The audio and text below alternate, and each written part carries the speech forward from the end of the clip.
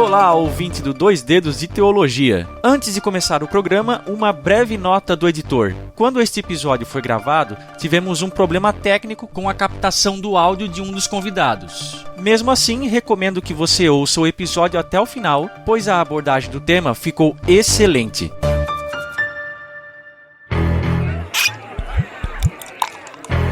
Garçom, cancela o goró. Desce aí um copo com 2 dedos de teologia.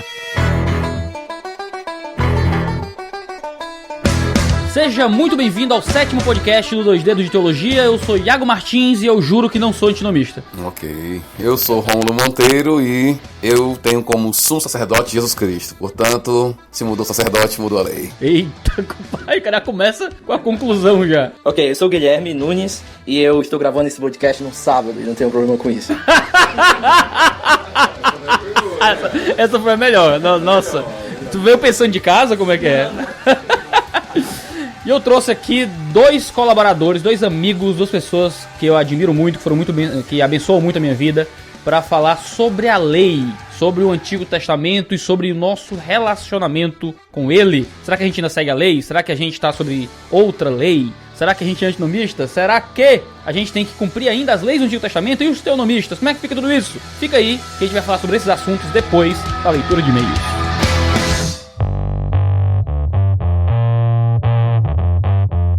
Pois então, senhor João da Box, nós estamos aqui para falar sobre os patrocinadores deste mês do nosso podcast. É isso aí, tamo junto, viva, vamos patrocinar esse negócio aí. Opa, e esse podcast polêmico e tretoso é entregue para você também pela Box 95, o seu clube de assinatura literário reformado favorito. E melhor também, né? É o favorito justamente porque é o melhor, que entrega os melhores livros, os brindes mais legais, tem a equipe mais bacana e os melhores parceiros também. Isso, os melhores parceiros com certeza. Para você que está no fundo de uma caverna, você que se perdeu numa ilha com o Wilson no fundo do mar, como o Tom Hanks, e não sabe o que é a Box 95, é um clube de assinatura em que você paga um valor mensal e você recebe em uma caixa maravilhosa uma quantidade de produtos de valor superior àquilo que foi pago, com frete incluso, sempre com um livro, uma surpresa, uma revista com artigos e editoriais, além de o que mais, senhor João da Box? Além de... serragem.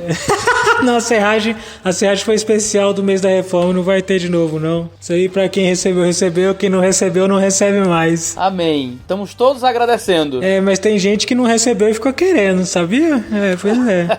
O ser humano é assim. A serragem foi polêmica, a serragem teve seus amantes e seus detratores. É, a reforma também foi polêmica, né? Tava no tema. Ó, que saída perfeita. Além do que você falou, do livro, o brinde, a revista, a gente também tem uma parte importante que é contribuir e incentivar missões, né? Então, a gente contribui com missões financeiramente, mas além disso a gente contribui divulgando trabalhos missionários. Hoje o Comfort Ruanda e o Adote um Pastor. Que legal, e geralmente vem livros exclusivos ou livros que são lançados antes de estarem disponíveis ao público geral, e algumas versões de livro como capa dura que só pode ser encontrada na Box 95. Já tivemos na Box livros que você só encontra na Box em nenhum outro lugar. Isso só a Box 95 pode dar para vocês. Isso vai acontecer de novo em dezembro, viu? Formação de primeiríssima mão, que em dezembro vai ser uma edição exclusiva. Só os associados vão receber. Rapaz, essa Box tá do balacobaco. Tá de estourar a boca do balão. E em novembro a gente também tá mandando um livro muito bom. Não é uma edição exclusiva, mas é um lançamento belíssimo do editora parceira, que eu não posso dizer ainda porque alguns associados não receberam, mas você vai receber aí em poucos dias, Iago. A sua caixa já foi postada. Eita, abachúria, manto de poder. As caixas já foram todas postadas, na verdade. O pessoal já tá tudo a caminho, já tem gente recebendo. Oh, coisa maravilhosa. Box 95, se inscreve, assina a Box, que sempre vale a pena. É isso aí, assine a Box, ouça podcasts. Com conteúdos podcasts a gente é muito edificado mesmo, são sempre temas interessantes, discussões boas, e com o conteúdo da Box nós temos tido a alegria e o privilégio de mandar material de qualidade. Então assine, leia, tenha acesso a bons livros. Isso é uma ferramenta essencial, importantíssima para você crescer como cristão, para ser aperfeiçoado e crescer em conhecimento diante de Deus. A vida perante Deus, é isso aí. Mas não é só a Box 95 que traz esse podcast maravilhoso para você. O pessoal do Grupo Imo sempre se faz presente aqui, patrocinando e mantendo e custeando todo o trabalho que está relacionado com o podcast Dois Dedos de Teologia. Você já está ouvindo o Grupo Imo, senhor João da Box? Eu tô ouvindo, cara. Eu me inscrevi lá no YouTube, no canal deles, e é uma bênção. Opa, música de qualidade para a igreja local. Eu recebi muitos feedbacks de muitas pessoas dizendo que não conheciam o Grupo Imo, que agora não conseguem parar de ouvir e que estão levando para suas igrejas. É isso aí. Maravilha. Então você que não conhece ainda o Grupo Imo, entra no canal do YouTube, entra no canal do Facebook deles, olhe lá o que eles estão produzindo e você pode ter acesso também a canções de qualidade, porque a gente sabe que hoje em dia nossos cultos sofrem muito, né? Deus tem nos dado bons pregadores, tem nos dado bons cantores, mas bons compositores costumam ser mais raros. O pessoal do Grupo Imo tem composto música e fornecido de graça para quem tiver interesse de crescer também no mundo musical na sua própria igreja. Então confere lá no Grupo Imo, eles fazem um trabalho excelente e você tem a obrigação moral de apoiar os grupos que apoiam aquele conteúdo que você consome. O que você vai receber hoje aqui no Dois Dedos de Teologia só foi possível porque o Grupo Imo também meteu a mão no bolso e quis custear a produção desse podcast. Então, assine a box, vá conhecer o Grupo Imo e vem com a gente nesse podcast sobre o Antigo Testamento para hoje. Opa, tema interessantíssimo, hein? Nossa, muito bom, vou ouvir. Treta pesada. Valeu, falou então, Iago. Um abraço e bom podcast para todo mundo. É nóis.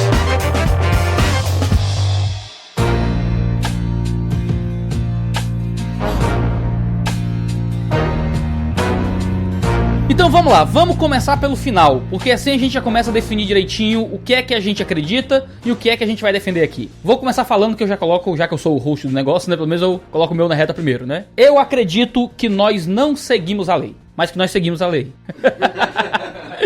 Minha posição é que todo o Antigo Testamento, no seu caráter normativo, ele passou. Ele foi escrito da parte de Deus para o povo judeu. Mas, ainda assim, eu acredito que, ainda que o texto tenha sido normativo para o povo judeu, ele ainda é didático para a igreja. Ainda que ele não seja uma norma para a igreja, há um princípio didático, há um princípio moral, há uma verdade espiritual por trás de todo o texto do Antigo Testamento, e me parece que é o modo como Jesus e os apóstolos usaram o Antigo Testamento, aplicando ele para a igreja. Não como algo que era normativo, mas como algo que era fundamentalmente didático. A gente não segue nada do Antigo Testamento como os judeus seguiram o Antigo Testamento, mas a gente segue de uma forma superior, maior, muito mais olhando para um princípio moral de equidade geral que há no Antigo Testamento, do que seguindo como se fosse uma cartilha de judeus para a igreja ou uma coisa assim. O que é que vocês pensam sobre isso? Ok, o que eu penso é basicamente isso aí mesmo. A minha ideia é de que o Novo Testamento trata a lei como uma unidade, então não tem aquela divisão, né, clássica da visão reformada de que Tripartição da aquela lei. tripartição da lei. Então a visão dela é uma unidade só. E uma vez que Paulo fala de forma negativa da lei, ele está falando da lei como um todo, está falando da lei de Moisés mesmo. E eu acredito sim na temporalidade da lei mosaica. Eu acredito que a lei mosaica é um documento de uma aliança feita com a nação de Israel. Então, nós somos a igreja. Há por trás disso uma visão diferente de aliança, uma visão diferente da igreja. Por isso é uma descontinuidade da lei mosaica. Nós sim, podemos e devemos olhar a lei com um olhar positivo, porque a lei está debaixo daquela declaração de Paulo, né? Toda a escritura é inspirada e útil. Então ela tem utilidade, só que não de uma maneira direta e imediata, e não trata a lei mosaica no gênero de lei. Então, como lei, ela passou para mim. Então é basicamente isso também, a mesma ideia. A minha ideia é parecida com a de vocês. Eu entendo que existe uma aplicabilidade indireta hoje para a igreja da lei, e ela é usada no Novo Testamento de várias formas diferentes. Essa ideia de continuidade e descontinuidade, ela é interessante porque a forma que a gente observa como os autores do Novo usam o Antigo é diversa. Então, por mais que a gente diga que não tem essa lei direta para os cristãos, ainda assim nós observamos vários usos do Antigo Testamento no Novo que pressupõem algum tipo de guia para a vida, ou algum tipo de predição e cumprimento, ou algum tipo de exemplo no Antigo Testamento. Então, o algo novo do Novo Testamento está sobre os ombros dos gigantes do Antigo Testamento. Isso né? é bem diferente daquilo que a gente encontra no cristianismo liberal, nos antinomistas, ou nos caios fábios da vida. Que Cristo veio para nos libertar do Deus do Antigo Testamento. O Antigo Testamento era falso, ou coisa assim. Não, o Antigo Testamento é a palavra de Deus. O que a gente observa também em Paulo, a forma que ele usa o Antigo Testamento, é sempre procurando algum tipo de exemplo de amor. Por exemplo, eu devo amar o meu próximo. Como é que eu vou amar o próximo? Ele cita alguma coisa lá de Levítico, por exemplo. Então eu entendo que o Antigo Testamento, eles são as lentes de amor, no sentido de que quando Paulo geralmente usa aquilo, é justamente para falar daquilo que é o centro da lei de Cristo, ou o centro dessa nova lei, que seria o amor nesse sentido. Então a ideia é que ele usa o Antigo Testamento, por exemplo, em Efésios capítulo 6. Ele tá ali, ele cita o quinto mandamento, que é honrar pai e mãe. A promessa do mandamento não tem relação com a terra. A promessa do mandamento tem relação com outra coisa que parece que Paulo está ali modificando. Ele faz uma aplicação, ele não é uma interpretação da lei. Exatamente, porque há uma mudança ali De significado. Exatamente, no final, ele muda. Uau, se fartaram do Velho Testamento, né? Essa posição que a gente vai defender aqui ao longo do podcast tem um nome, tá de alguma forma relacionado a algum modelo teológico maior, que a gente chamaria talvez de dispensacionalismo. Se a gente colocar numa escala de continuidade e descontinuidade, né? Se você observar aqui mais continuidade, você terá aí o lado dos teonomistas, né? Aquela lado mais contínuos. Seria o judeu, na verdade. Vindo mais pra cá, um pouquinho mais para o centro, você vai ter aí a teologia da aliança, né? A ideia ali do pacto mais pra cá. No meio, você tem hoje que a gente chama de teologia da nova aliança ou aliancismo progressivo, que seria no meio. Pra cá, você vai ter um dispensacionalismo progressivo, que é esse lado mais da descontinuidade. Mais ainda, pra esse lado, você vai ter o dispensacionalismo revisado, e lá na ponta você vai ter o clássico, se fosse pra fazer essa relação. Bem na ponta. Bem na ponta. Talvez tenham mais coisas na ponta. Eu me identifico muito com a visão do Douglas Moo. Ele denomina a visão dele de luterano modificado. Então, qual é a ideia dele? A ideia é de que aquele contraste que Lutero estabeleceu, a lei é aquilo que Deus exige e o evangelho é aquilo que Deus faz por nós. Então, a minha resposta à lei deve ser obediência, a minha resposta ao evangelho deve ser crença. Essa distinção, o Douglas vai dizer, não é só uma questão individual, não é uma questão que eu quando leio a Bíblia, eu vou encontrar sempre lei e evangelho. Douglas vai acreditar o seguinte, que esse contraste lei e evangelho, ele é estabelecido no Novo Testamento como um contraste histórico. Ou seja, houve um tempo da lei e um tempo do evangelho. Ele vai dizer, claro, havia pessoas no Antigo Testamento que tinham o evangelho lá. Mas quando Paulo fala, por exemplo, que a lei foi até certo ponto e depois veio a fé em Cristo, então esse, digamos assim, esse quadro histórico que Paulo estabelece em Gálatas, ele vai dizer, para mim, esse é o quadro que o Novo Testamento estabelece. Então, é uma visão também interessante. Tem muitos pontos de contato com o dispensacionalismo. Contudo, eles chegam a conclusões parecidas por caminhos diferentes, caminhos exegéticos diferentes. Sobre essa questão de sistemas teológicos, né, e relacionar aí, eu me sinto à vontade também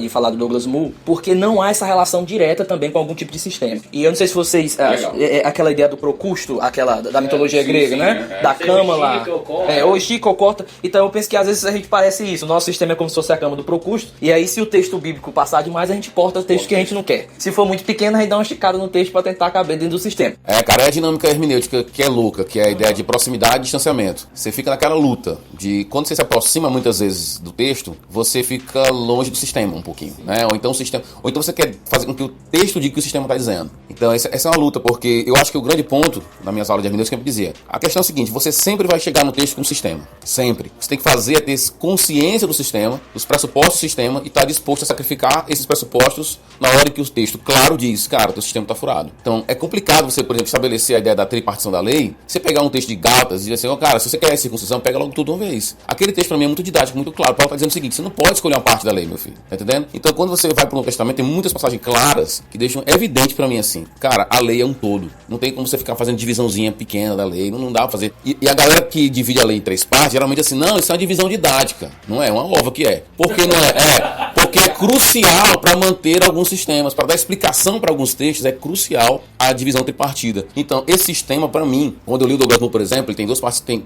vários artigos, né? Tem Obras da Lei, tem um artigo do West Holme também, fantástico sobre isso. Esses caras simplesmente disseram assim, cara, essa divisão tripartida da lei é fadada ao fracasso. Não sobrevive uma exegese. Então, é na hora que você pega o seu sistema e diz, um abraço para o sistema. Eu entendo que essa relação é interessante, da tripartição da lei, por exemplo, ela pode ser didática se ela for posteriori e não a priori. Então eu entendo que se ela for a priori, como no caso de Tomás de Aquino, ela se torna um sistema que vai ter tudo se encaixar dentro dele. Agora, se ela for a posteriori, eu posso olhar para Jesus e para Paulo e perceber o que há de continuidade, ou que Jesus reafirma, ou que Jesus redireciona a ele, e dizer, isso é moral. Desculpa, isso não é moral. Isso é moral.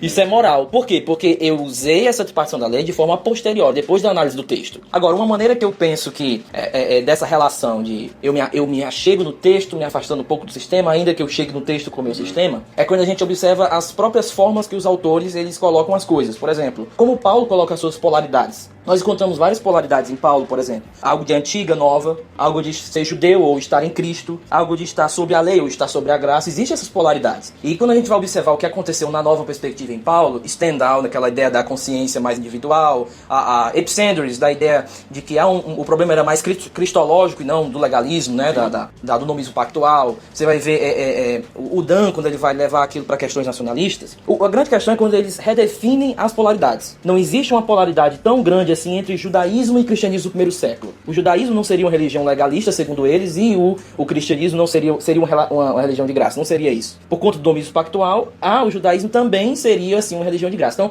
eles meio que redefiniram essas polaridades. Agora, por que eu acho importante manter as polaridades de Paulo nesse sentido como um ponto de partida? Porque ela me faz ver melhor aquilo que é continuidade e aquilo que é descontinuidade em Paulo. Então, quando eu observo alguns usos, por exemplo, do Antigo Testamento, eu entendo que existe continuidade e descontinuidade dentro de algumas polaridades. Deixa eu dar um exemplo aqui. Existe uma certa continuidade naquilo que são as crenças comuns com o judaísmo, como o monoteísmo. Então, de certa forma, Paulo reafirma o monoteísmo, ainda que esse monoteísmo, no Novo Testamento, ele fica mais complexo, por conta que redireciona a Cristo ao Espírito Santo. Mas ainda assim é um terreno comum. Então, aqui é uma continuidade sem problema com o Antigo Testamento, que é a ideia do monoteísmo. Uma outra ideia seria a aplicação baseada nas narrativas do Antigo Testamento. 1 Coríntios 10, por exemplo, ou 1 Coríntios 11. Ele vai olhar lá e dizer assim, olha, tá vendo o povo lá, tá vendo o que aconteceu no deserto, usando meio que uma ideia de aplicação moral mesmo. Ele não considera o Antigo Testamento como se fosse um texto espúrio ou passado ou coisa assim. Ele considera como algo relevante para a vida da igreja. Até a gente tem medo, né, de usar Davi e Golias, por exemplo. Cuidado para você não olhar aquilo de forma moralista, mas o Novo Testamento usa muitas vezes o Antigo Testamento de forma moralista, sem problema. Claro que no bom sentido. Então, a outra forma de continuidade são as prescrições legais, por exemplo, ou éticas comuns ao Antigo Testamento. De certa forma, Paulo ele vai usar lá em 1 Coríntios 5 ou 1 Coríntios 9, essa ideia de ética comum, principalmente em relação a questões de casamento, a questões de adultério, a questão dessas coisas, né? Só mais outra aqui, por exemplo, mais duas. A ideia de continuidade tipológica, por exemplo. Aquilo que são os padrões de Deus na história e Paulo encontra isso, esse padrão agora em Cristo, e ele faz uma espécie de tipologia. A última continuidade que eu vejo dentro dessas polaridades são as que o pastor Romulo levantou, que pra mim é a mais importante, a polaridade mais importante, que é justamente Paulo lê o Antigo Testamento não dando uma ideia de eu tenho uma hermenêutica melhor do que o judaísmo. Não é só isso. É uma questão espiritual antes de tudo. O que Paulo vê, ele vê por conta do Espírito. Porque aqueles que não têm um Espírito, eles não sabem as coisas de Deus. É a ideia de 1 Coríntios. Mas como é que Paulo, então, vai usar o Antigo Testamento,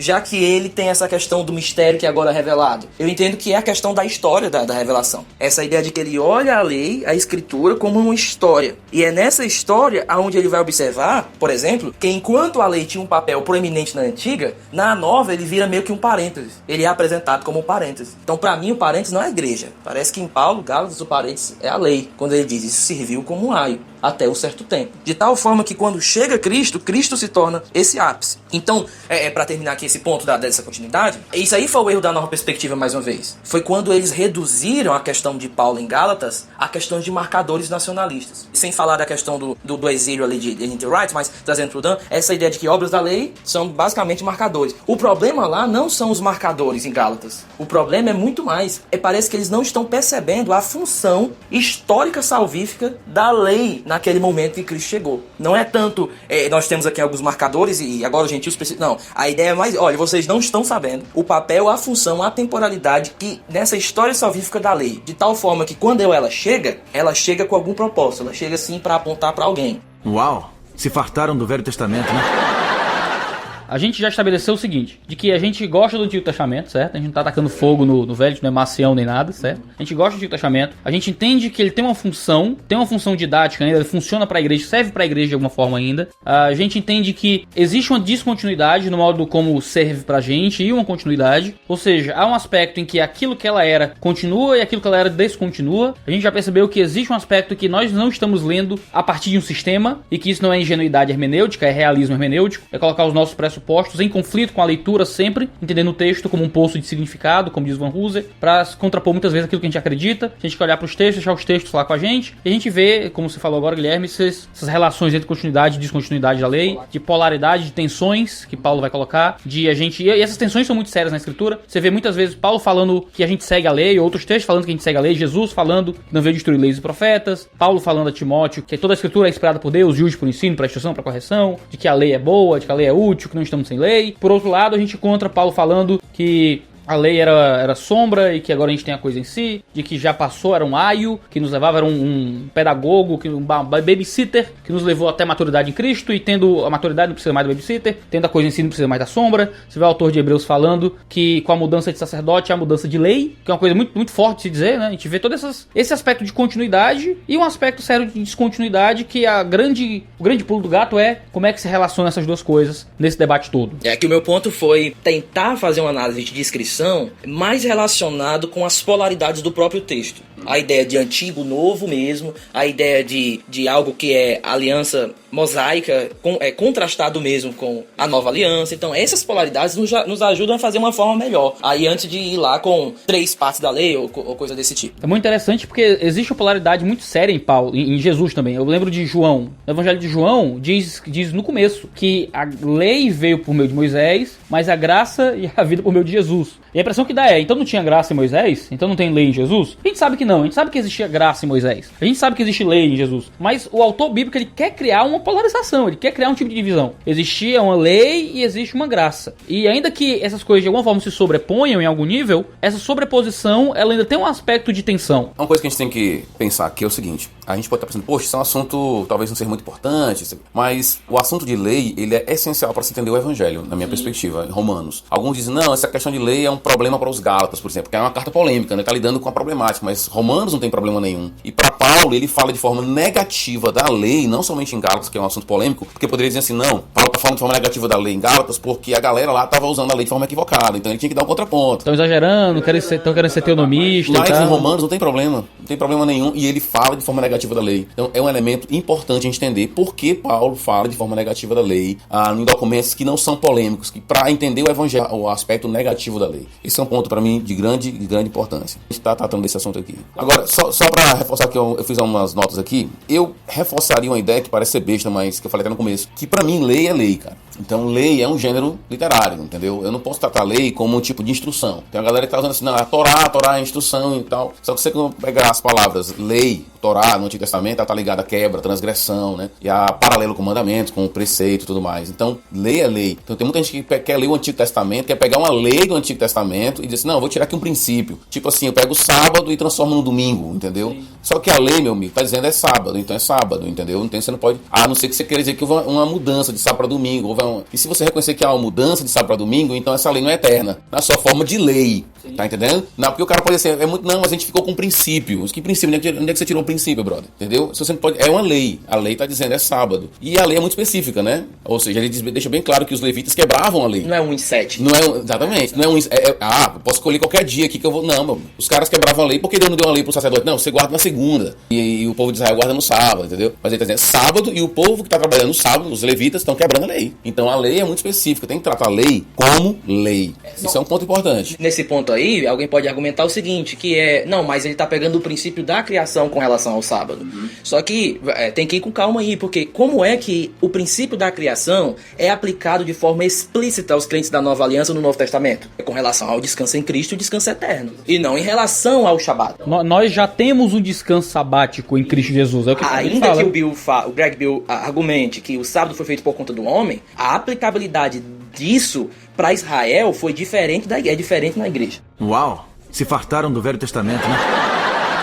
Então é interessante a gente encontrar esse... Porque a gente vai lendo Gênesis e vê a criação de Deus descansando. Não existe nenhuma regra muito estabelecida sobre ter que descansar no 7º dia, que o homem tem... o descanso é de Deus. Quer dizer que Deus criou, eu tenho que criar também. E Deus descansou, eu tenho que descansar também. E Deus fez a mulher, eu tenho que fazer mulher também. Como é que é isso? É muito absurdo você simplesmente, né, pegar o ato divino e transformar o ato divino em um imperativo moral para quem tá assistindo aquilo, para quem tá lendo aquilo. Não existe como fazer simplesmente a partir de Gênesis 1 e 2, você estabelecer um princípio de descanso de sábado no molde do Antigo Testamento para a igreja hoje. Tanto que a aplicabilidade que é feita pelo autor de Hebreus é uma aplicabilidade naquilo que Jesus representa. Claro que a gente pode, dependendo do modo como você queira criar esse princípio acima de tudo, se até Deus descansou, né? Então quem sou eu para não descansar? A gente também tem que ter uma ideia de descanso. Talvez haja um princípio que pode ser aplicado. Às vezes o descritivo gera um imperativo. Mas quando eu tenho que descansar, ou então eu pego o princípio de descansar do sábado, eu digo, beleza, mas é princípio. Não é lei. Não é lei. Esse é o ponto. É reconhecer que quando Paulo fala de Moisés, ele está falando de lei. É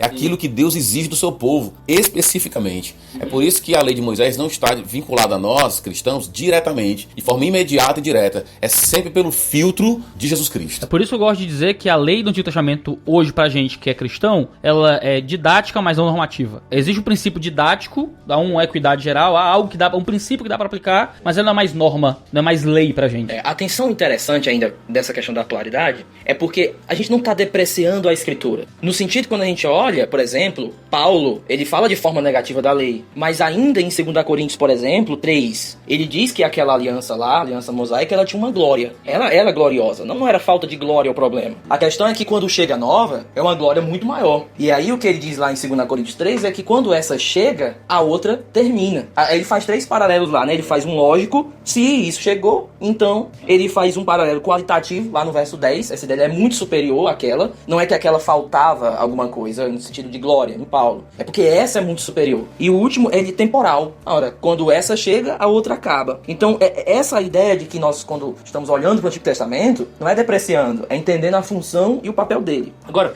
pegando esse texto aí, ainda dentro desse ponto de a lei veio através de Moisés, né? E a verdade, graça, né? Graça, e veio por conta de Cristo. A ideia lá é interessante, daquela relação graça sobre graça, ou graça depois de graça. O que é aquilo lá do verso 16? Porque quando ele fala lá, tem até uma discussão das versões ali. O que significa aquela preposiçãozinha lá do anti? Se a ideia é graça sobre graça, são duas graças. Que graças são essas? Aí o gar, aquela conjunção ali de suporte, vai meio que dar uma explicação pra gente, vamos dizer ali. Ela diz assim, porque a lei. Então quando ele compara duas graças, a meu entender que ele está falando, porque a lei foi dada por Moisés, ou seja, uma graça foi dada por Moisés. Só que a verdade e a graça, ela veio por conta de Cristo. Agora, qual é a relação então entre essas duas coisas? E eu entendo ali que pode ser traduzido assim, é graça no lugar da graça que já tinha. Ele não está falando que uma foi modificada, ele está falando que uma chegou no lugar daquela que já tinha. Então ali, a gente precisa discutir esse texto um pouquinho de forma mais textual para entender a função da preposição e a função da conjunção dessa relação.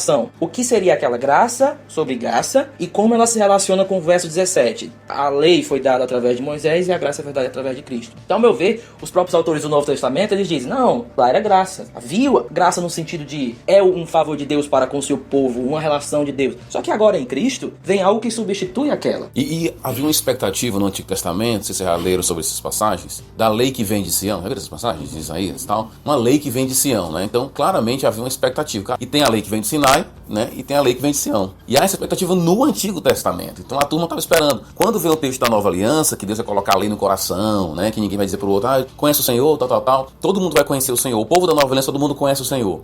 Geralmente a turma usa essa ideia de, alguns o querem usar, não, que lei é essa que vai ser colocada no coração? É a lei de Moisés. Só que exatamente é a lei da expectativa. Porque uma nova aliança exige um novo documento. É essa descontinuidade de aliança que eu acho que também é muito importante ressaltar. Cara, não tem como você ler. Aliás, tem, né, galera? Ter como tem muitas coisas aqui nas possibilidades. Foi mal, Então, é complicado você ler aquele texto da Nova Aliança e assim, eu vou fazer uma aliança com o meu povo, mas não é como a aliança que fez. Como é que não são duas alianças distintas? Se você vai pro livro de Hebreus... A galera diz que a Nova Aliança é uma renovação da Antiga Aliança. Renovação, cara, não tem como... Não tem, cara, forçou. Vou lhe dar um carro novo, mas é o velho que eu pintei.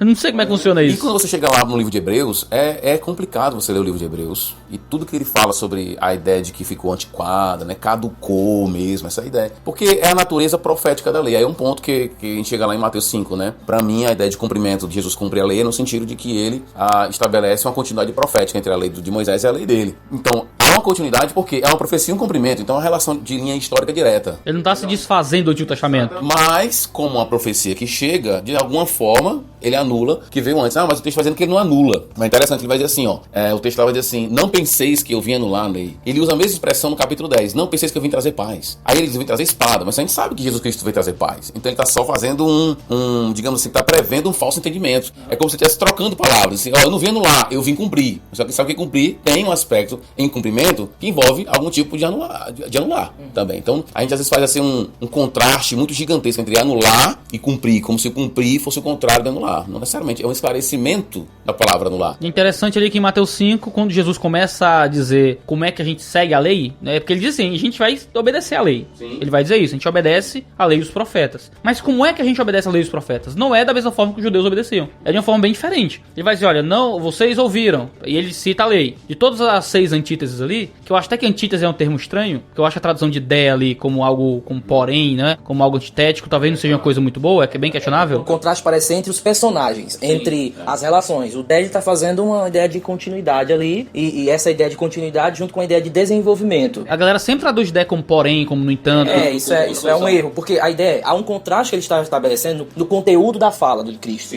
Aquilo foi dito, eu estou dizendo. Isso é um contraste que a gente chama dentro da pragmática, a ideia de contextual. Agora, a função do D ali é justamente ele dar mais um passo no discurso. Ele falou algo, eu vou dar mais um passo. Eu não estou continuando o que eu estou dizendo, estou dando um passo agora a mais. E eu acho que também a gente tem que evitar dizer assim, Jesus está fazendo isso aqui. Tem hora que ele está interpretando, o cara ele tá interpretando, ele está aprofundando, o que ele está fazendo, né? Tem hora que ele detona tudo, né? Disseram que sobre juramento, por exemplo, não há lei sobre juramento, mas ele vai dizer assim, eu não jurei de forma nenhuma. Mas havia recomendações sobre juramento no Antigo Testamento. Ele está interpretando, entendeu? Ele não está interpretando. O que há de contínuo em todas as 6, entre aspas, né?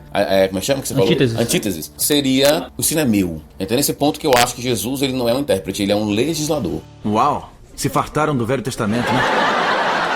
É muito estranho ver como intérprete quando às vezes ele se contrapõe ao que estava lá. Não, ele tá dando um significado mais profundo. Mas se eu tenho lei sobre juramento do Antigo Testamento e agora não pode jurar nunca, então como é que eu tô dando um significado mais profundo, que é o oposto do significado textual? E existem coisas com significados profundos que não são textuais. Você pensa no não matar. Cara, não matar é não matar. Ah, não, mas no coração o ódio que é o princípio. Não, mas não tá no texto. Pronto, aí vem o gênero lei, cara. Esse é o ponto do gênero lei. Porque não matar em gênero lei é não matar. Não matar no gênero lei não é... Peraí, você tá com raivinha de mim? Não tem isso, cara. No gênero lei é matar. E quando Jesus Cristo vai além desse ponto, sei lá qual nome que queira dar pra isso, né? Ele vai dar a palavra dele em relação àquele ali, ele não tá interpretando, velho. Ele tá adicionando revelação. Ele tá adicionando revelação, entendeu? Ele tá sendo legislador, entendeu? Ele tá no monte também como Moisés, ele vem aquela história toda.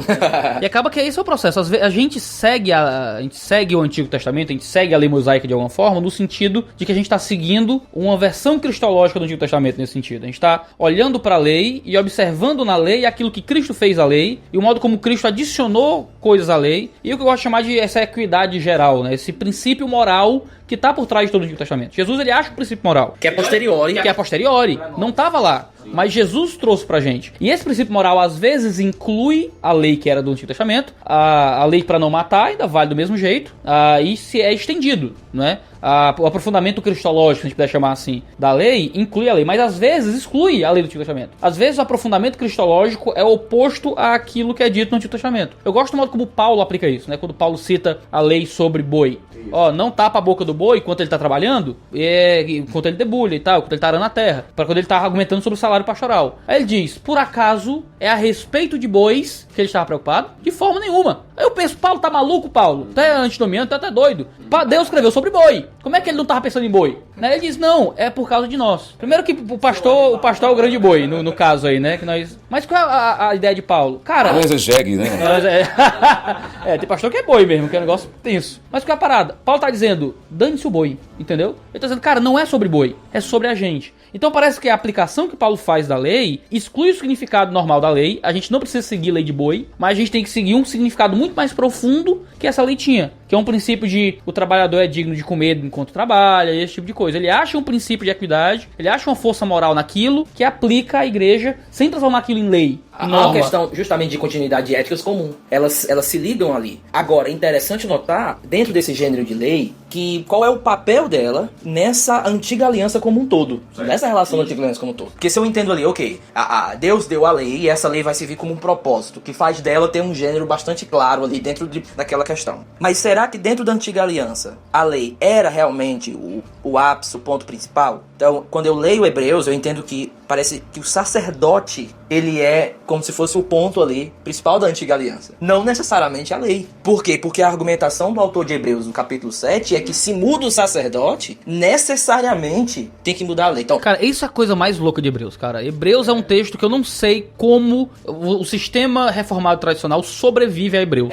E como é que você devia ler em 3 partes? Sim. Se uma lei é cerimonial, só que a cerimonial é a base da outra. Porque segundo Hebreus está dizendo o seguinte, vamos pressupor que a divisão está correta. Tem a lei cerimonial, a lei moral e a lei civil. Beleza. Aí elas estão tripartidas em termos didáticos. Só que Hebreus está dizendo o seguinte, cara, o sacerdote é a base da lei. A parte cerimonial é a base de tudo. Como ele usa essa palavra, mudou lá, né, a junçãozinha metá, né, teses, a ideia ali não é a modificação de uma lei, é a troca da lei. Ele está dizendo, mudou o sacerdote, necessariamente muda-se. Aquela ideia lá é uma ideia de, eu não estou modificando uma lei existente, eu estou tirando ela e colocando outra no lugar. Sim. Então, a galera da teologia reformada, ela precisa tratar esse texto ali, olhando essa palavra lá. Porque é interessante como Paulo de Hebreus. Esse é outro debate. Não, como Lucas, aliás.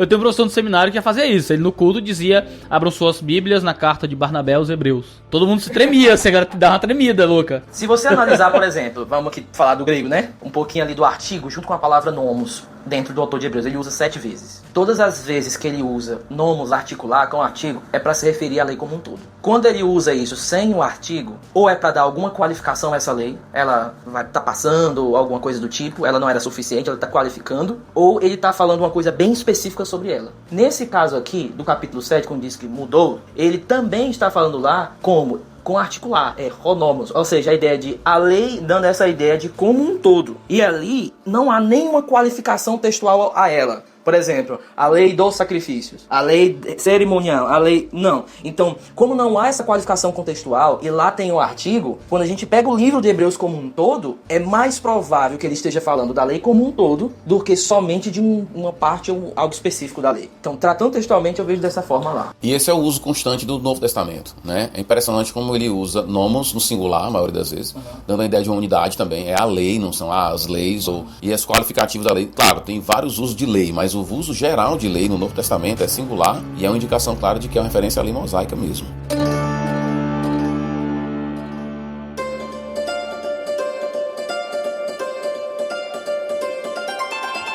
A gente encontra então a gente está lidando aqui com as várias passagens que nos falam sobre esse aspecto temporal da lei. O Gálatas é o texto por excelência para lidar com esse tipo de assunto, em que a lei é tratada como uma babysitter, que só tem função, só deve existir até o período da maturidade. Chegando à maturidade ali no caso que é Cristo, tira-se, manda embora, você demite, entendeu? A babysitter, a babá. Você não exclui o trabalho da babá, a babá serviu até um tempo. Você percebe então ali que a lei ela tem uma função temporal. A gente imagina que a gente faz uma aplicação dessa passagem muito evangelística e pessoal, né? Eu uso a lei e meto a pé do cara, boto regras e tal. E ali eu nem trato lei como lei mosaica, trato lei como princípios morais sérios, né? O que já é um abuso do texto. Então eu apresento vários princípios morais no meu evangelismo. Quando a pessoa percebe que é uma pecadora maldita, desgraçada, que tá indo pro inferno no 5º ciclo do colo do capeta, aí eu faço o quê? Aí eu apresento a graça salvadora. E talvez, em certo sentido, com devidas aplicações e proporções, dá pra fazer isso no evangelismo. Paulo faz meio que isso em Romanos. Ele apresenta a ira de Deus, a dureza do pecado e tal. E então ele apresenta o evangelho ali no capítulo 3. Mas ele não é um texto sobre evangelismo, é um texto sobre a temporalidade da revelação de Deus. De que Deus se revelou temporalmente, de uma forma, até um certo momento. E quando você recebe a coisa em si, a sombra perde o seu significado e você não usa mais essa sombra nesse sentido. E é impressionante, Paulo, não somente em Gálatas, em Romanos também, só que de forma mais sutil, né? Ele tenta fazer com que você tenha consciência, como o autor de Hebreus também, do seu momento histórico na redenção, cara. É impressionante. Se você não souber qual é o seu momento histórico na redenção, você vai vacilar em relação a Deus. Você não vai valorizar a coisa devida. Você vai, por exemplo, no caso do povo lá que recebeu a carta aos Hebreus, vai estar querendo manter os dois, né? Manter o sistema antigo junto com Jesus e tal. Se você tem que ter uma consciência do momento histórico, que essa é uma das grandes questões do Novo Testamento. A relação, por exemplo, entre judeus e gentios. E tem a ver com essa questão. Agora, eu vou levantar uma questão para vocês aqui, que são passagens do Antigo Testamento que dizem, por exemplo, que a lei é eterna. Não tem várias passagens? Tem. Reformados gostam muito. Pois é, o Olan, né? A lei é eterna. Como é que vocês veem essa questão da lei eterna e tudo mais? Eu entendo que há uma relação dessa eternidade da lei com relação à aliança mosaica. A ideia de que a aliança mosaica é condicional. Se você fizer isso, você vai ter aquilo.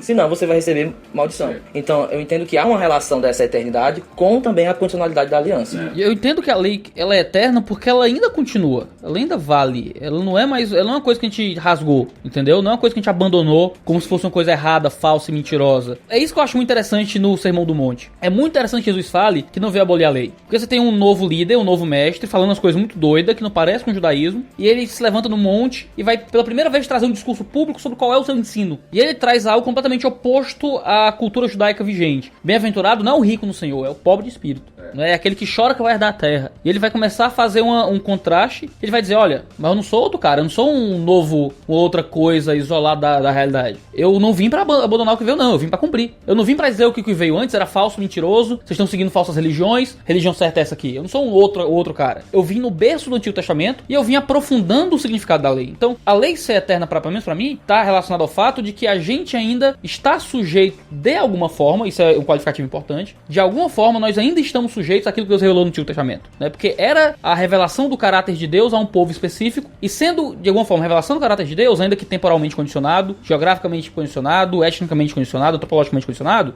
era a revelação do caráter de Deus de alguma forma. Então a gente ainda está, de alguma forma, sujeito àquilo que significou no Antigo Testamento. Por isso eu acho que essa lei é eterna. Tipo, a eternidade ela permanece no cumprimento, no processo de cumprir, né? Sim, de cumprimento, né? E nas suas possibilidades de aplicação pra gente. Aí alguns questionam até o significado de Olam também. Olam é a palavra eterno no Antigo Testamento. Porque é bom você dizer que Olam é eterno em hebraico pra ninguém achar que é o livro do L.L. Wurlitzer, né? Tem aquela série e tal. A galera pensa, o que é que o livro do cara tem a ver, né? A galera tá... Olam, então, tem passagens que diz, por exemplo, que Levítico, o sacerdócio Levítico é eterno, entendeu? Então é nesse sentido. Você pega essa passagem que diz sacerdócio é eterno e vai lá ler o livro de Hebreus, então o cara vai ter que, ou o cara vai ter que reentender, né?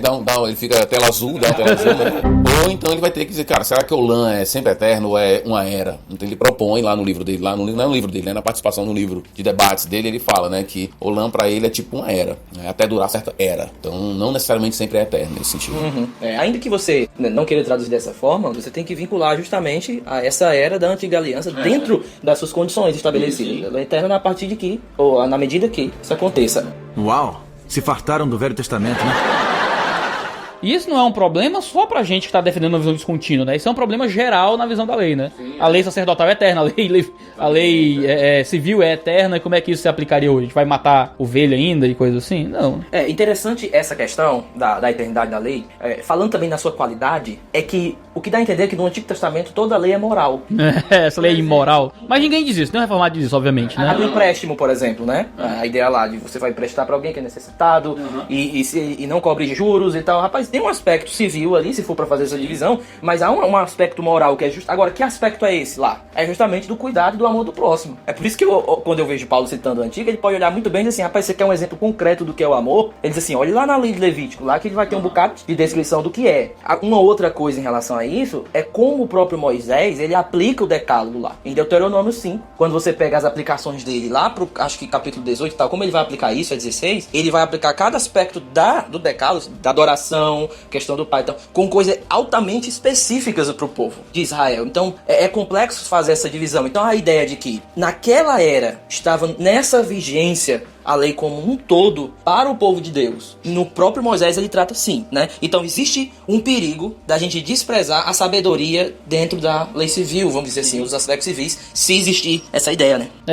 É estranho que haja essa divisão da lei, porque eu fico perguntando, eu sempre perguntei, por que 3? Por que moral, sacerdotal e civil? Por que eu não posso criar uma quarta, a lei dietética? E é uma quinta, que é a lei familiar? Eu digo, não, ó, caiu a civil, a sacerdotal, mas a dietética continua, a familiar mais ou menos. Aí eu podia criar 70 e 28 divisões da lei, dizer que caiu uma, não caiu outra e a meu bel prazer. Existem alguns, né, que dividem mais, existem alguns fora da linha reformada, dentro do próprio dispensacionalismo, que faz a divisão da lei. Tem uns que vão aguentar justamente essa ideia de que a lei mosaica foi internalizada, que é acho que é o Bruce Wiley, né? Eu acho interessante porque me parece que os reformados chamam de lei moral, que às vezes me parece uma escolha muito arbitrária, né? É aquelas leis do Antigo Testamento que o princípio didático para o Novo Testamento seria igual ao princípio normativo ao Antigo Testamento. Então, para mim, o que é uma lei moral? Seria a lei que é uma coincidência ética entre aquilo que eles vão praticar lá e o que a gente pratica aqui. Então, não matarás. Não matarás é de alguma forma uma lei moral, né? Uma lei moral que se aplicou lá e se aplica aqui.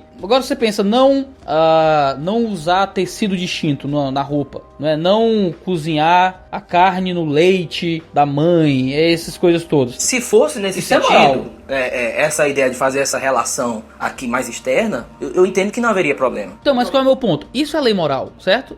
Isso não é civil. Qual é o aspecto civil disso? Nenhum. Qual é o aspecto religioso disso? Teoricamente nenhum. Há um aspecto unicamente de moral privada, ou de moral às vezes um tanto pública, mas não tão pública.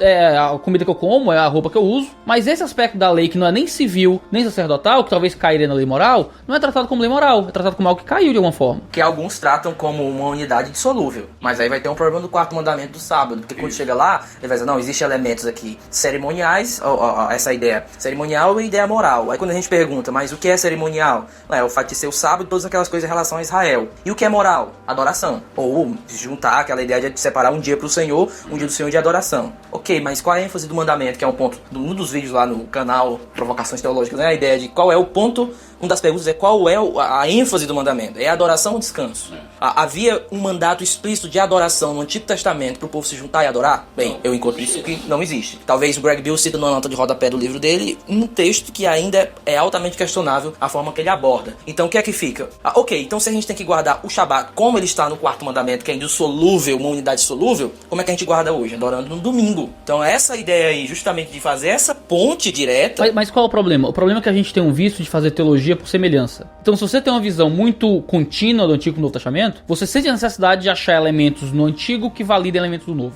Então eu tenho que achar... Eu sou crendo no batismo, a gente tem batismo no Novo Testamento, eu tenho que achar um elemento parecido no Antigo ou acho a circuncisão. Eu tenho o domingo, né, no Novo Testamento, que aí eu vou procurar um elemento no Antigo Testamento, que é o sábado, e aplicar de forma indevida o sábado ao domingo. E tem um excelente livro do Carson, né, do sábado do Shabat, o dia do Senhor, que diz que o domingo não é o sábado cristão. O domingo é outra coisa, totalmente diferente do sábado. Porque se for querer aplicar o sábado pro domingo, então não há essa ênfase na lei do sábado. Ninguém morria, por exemplo, por quebrar a lei do sábado porque não adorou naquele dia. Ele morria porque ele não estava trabalhando. Então a ênfase sempre é o descanso. E há uma violação clara aí do princípio de ser uma unidade dissolúvel do decálogo, né? Porque tá lá. Então assim, o Shabat, como vários autores, como Douglas Moore e esses outros, têm colocado como um caso teste, justamente para essa relação da lei moral pra gente hoje, né? Uau! Se fartaram do Velho Testamento, né? É interessante que o sábado vem no meio da lei do Antigo Testamento. A impressão que dá é que o sábado está para Moisés o que a circuncisão estava para Abraão. O sábado era o selo principal da aliança de Deus com o povo ali em Moisés.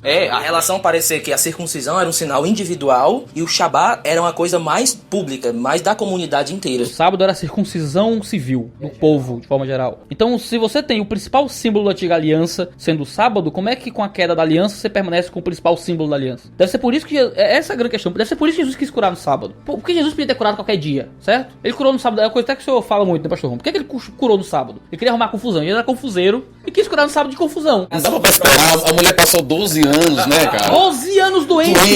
Espera um pouquinho, amanhã é domingo e tal. Aí tem que ser no sábado. Por que no sábado? Jesus queria dizer alguma coisa, né? Ele queria mostrar, cara, esse princípio de descanso do sábado que vocês estão aplicando não vale mais, não funciona mais da mesma forma. Alguma coisa aconteceu quando Jesus, no capítulo 12 de Mateus, ele fala que ele é o Senhor do sábado. Quando ele diz assim, vocês não lestes, eu entendo ali que ele está fazendo uma provocação para como os fariseus estavam aplicando os princípios lá, das tradições deles, ao Shabat. Aquelas leis que eles fizeram para proteger as leis. Ele diz, vocês não leste? Aí ele vai citar o caso de Davi. No caso de Davi, a gente não sabe se ali foi no Shabat ou não foi, né? A gente não tem essa ideia. Será que Davi fez no Shabat? Enfim, o ponto de Jesus parece o seguinte, ele quebrou. Ele quebrou e a Escritura não condenou ele. E vocês não sabem explicar. Tá dentro do que vocês interpretaram. O sistema de vocês consegue explicar esse caso? Geralmente toma como uma exceção. Não, ali é uma exceção. O ponto de Cristo ali vocês não conseguem explicar isso aqui. Aí diz assim, alguém pode pensar naquele princípio de maior para menor, mas Jesus, aqui é Davi e os seus companheiros, não é qualquer um. Aí Jesus vai citar o exemplo do sacerdote.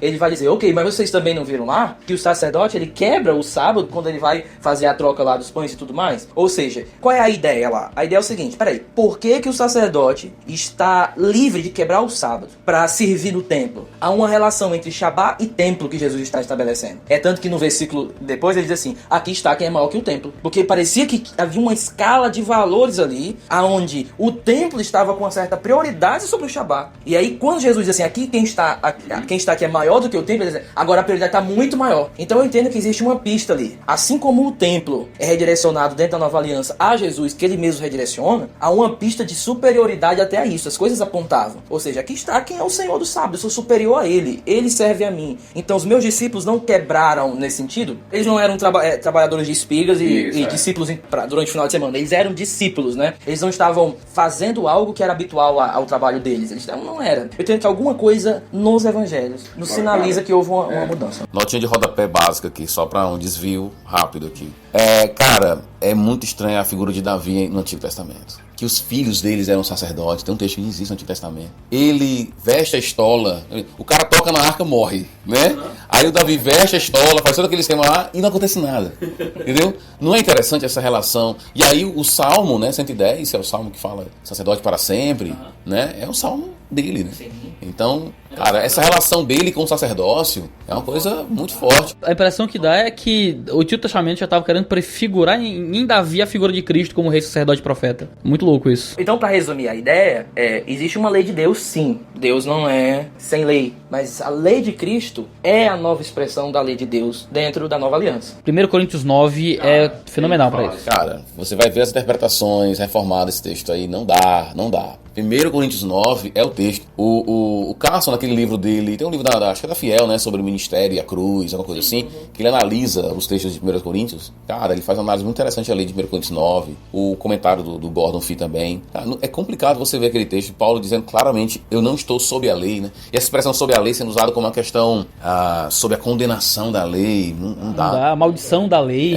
Não, é muito louco, porque o que os reformados tentam fazer de forma geral nesses textos, que Paulo disse que não está sobre a lei, é tentar transformar tudo em não estou debaixo da maldição da lei. Dos aspectos de mal. Sabe quem é que vai? Eu sei que isso é um argumento ridículo, mas quem faz esse tipo de exagero também é o neopentecostal, tá ligado?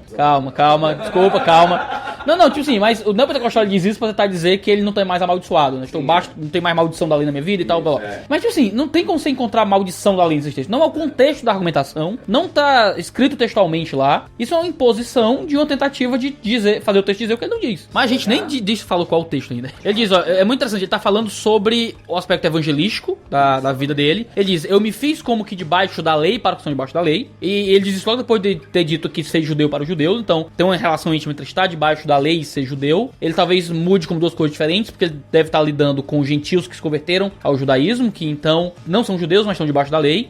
Ele diz, embora eu mesmo não esteja debaixo da lei. Não estou debaixo da lei. O estar debaixo da lei aí está relacionado, não com ser amaldiçoado, mas está relacionado com seguir a lei, com obedecer a lei. E ele diz de novo, e eu me fiz como que sem lei para o sem lei, ou seja, como se eu não estivesse debaixo da lei. Mas ele bota outro parêntese, embora eu esteja debaixo da lei de Cristo. Então ele cria uma relação de contraposição muito forte. Eu não estou debaixo da lei do Antigo Testamento, eu não estou seguindo o Antigo Testamento, como os judeus seguem, mas eu estou seguindo uma lei que parece ser uma outra lei, uma lei distinta, que é a lei de Cristo. Uau! Se fartaram do Velho Testamento, né? Eu acho que 1 Coríntios 9 é um texto fantástico, mas também tem 1 Coríntios 7, versículo 19, quando ele diz assim, ó, a circuncisão não significa nada, e a incircuncisão também nada é. Cara, falando da lei, velho, nada é. Aí vai dizer assim, o que importa é obedecer os mandamentos de Deus. Como é que ele, entende? Como é que você diz assim, se eu tomo como ponto de partida, a lei é uma unidade, a circuncisão é lei, é a lei de Deus, tá? Beleza, então ele tá dizendo assim, essa lei aí não vale nada, irmão. O que vale é o mandamento de Deus. Então, tem uma descontinuidade do tamanho do mundo aqui, cara. Então eu acho assim, o reforço do nosso conceito de descontinuidade parte do nosso conceito de aliança, que é importantíssimo, e do nosso conceito de unidade da lei. Eu acho que esses dois conceitos são... É complicado você ter o conceito de unidade da lei, ou seja, não tripartir a lei. A lei é um todo, 613 mandamentos, né? Beleza. Inclusive você pega os documentos de estudiosos judeus, eles usam essa expressão, 613 mandamentos. Você pega o Abraham Heschel, por exemplo, ele vai dizer 613 mandamentos. Ele não vai dizer 10 mandamentos, 11 mandamentos, né? Então se você toma a ideia de conceito como um todo, e a ideia de mudança de aliança, mudança de sacerdócio, mudança de lei, e você pega um texto desse que ele vai colocar a circuncisão como algo que não é mandamento, ele está dizendo que o quê? Que circuncisão não é mandamento de Deus. Então tem uma lente de descontinuidade muito grande aqui, cara. Eu vejo isso aí, uma questão interessante é como você lê um texto dentro do seu contexto, o princípio básico. Então às vezes o que eu vejo é a galera dizendo assim,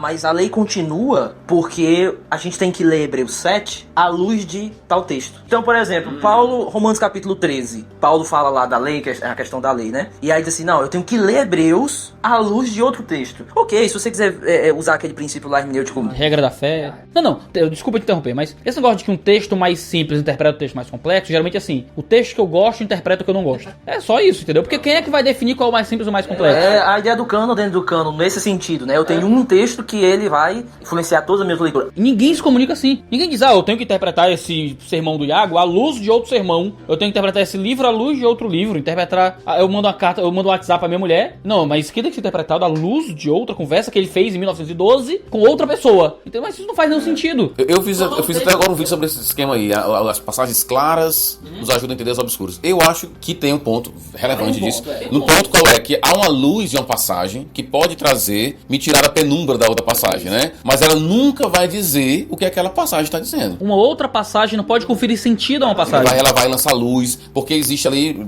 digamos assim, balizas controladoras, né? É ideia assim, você vai encontrar uma contradição. Essa contradição vai apontar um problema. Esse problema tem que ser resolvido no texto. É assim que eu uso a analogia da fé. Eu tenho outra passagem que diz A. Aí eu encontrei uma segunda passagem que diz não há. Eu fico, eita, eu tenho um problema. Então, um texto vai me ajudar a interpretar o outro. Mas qual é o negócio? Esse problema que eu encontrei, eu vou ter que olhar para os dois textos, não só para um. Eu tenho que olhar para os dois textos e olhar dentro do próprio contexto do texto qual o significado de cada um. Eu não posso opa, esse textinho está atrapalhando minhas outras interpretações.